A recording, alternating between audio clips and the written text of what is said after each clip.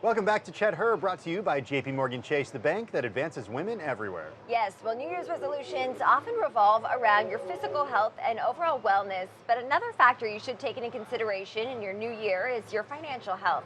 Setting up positive financial behaviors and sticking to them throughout the year can be extremely beneficial in the long run. And joining us now is Kelli Keough. She's the Digital Wealth Management Head at JPMorgan Chase.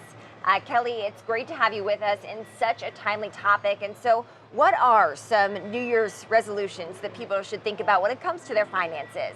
Well, just like any resolution, it's super important that you make them clear so that they're not ambiguous. So instead of just saying, I want to spend less and save more, be really specific about that. How much do you want to spend less, and how much more specifically each and every week do you want to save? So making clear goals that you can measure and keep track of it so that you keep yourself accountable, and then have other people help you be accountable. So just like going to the gym, your finances are just important to be clear, to measure, and to have other people help you keep those goals. Well, speaking of clear, measurable goals, Chase surveyed over 1,000 individuals about their investing behaviors. What were the main findings from the survey? What did you learn?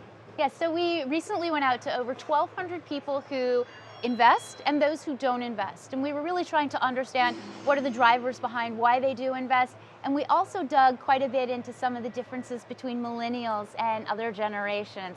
And so some of our main findings, I would say, especially as we think about millennials, really want to take control. They're more likely to make the decisions themselves, more likely to invest in a self-directed account as opposed to working with an advisor. So for example, 71% of millennials wanted work in self-directed. 68% of boomers, though, were working with an advisor. So a really big shift there. And our millennial clients were twice as likely to be open to working with a digital advisor or robo-advisor. And then in addition to that, it's where they look for their information to help them with investing. Millennials are way more likely to use social and non-traditional sources like market influencers, friends and family, apps, and podcasts, actually, or the places where they're going to get their information.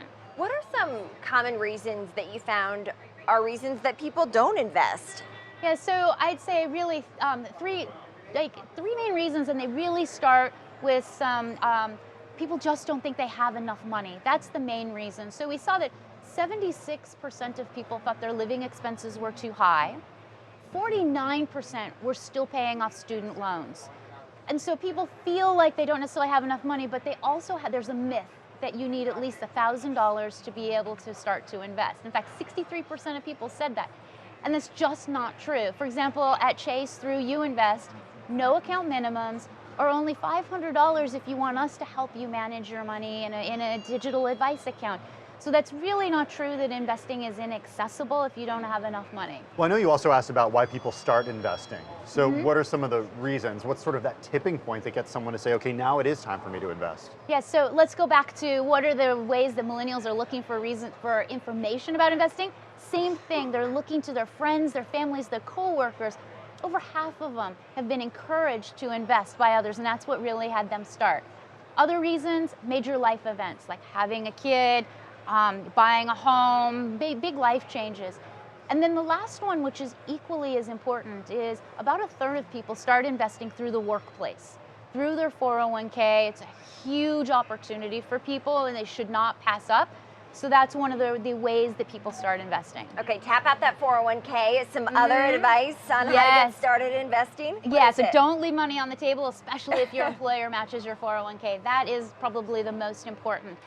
But other advice, I'd say 3 words, really. You want to do early, often, and stay. So it's never too late to start investing. You want to start early, but if you haven't started, it is time to start now. Often, little amounts consistently add up, and that's the easiest way to save and invest. $5 a week, $50 a month, just set it, forget it.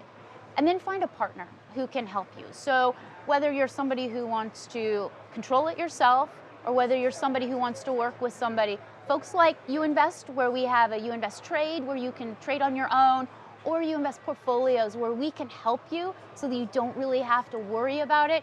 find that partner who can help you invest the way that you want. I want to go back to something that you spoke about just a few minutes ago. It was highlighting the differences between the way that millennials, our demographic, is thinking differently than perhaps about how our parents versus how our parents think about it, who perhaps are boomers. What are some of the differences there? Yeah, so some of the differences are, first of all, retirement is everyone's goal. And in fact, let's talk Gen X for just a second. Let's not forget Gen X. Retirement is the most important goal. 90% of them, that's really what they're focused on and why they invest. They're close to it, but it's very important for everybody, really. But millennials focused on cost. Boomers are more likely to be confident. As I've mentioned, millennials more likely to want to have control. And then millennials are more likely to be aggressive in the way that they invest. Now, that totally makes sense if you think you've got more time, so that you've got more time in the market, you can be a little more aggressive.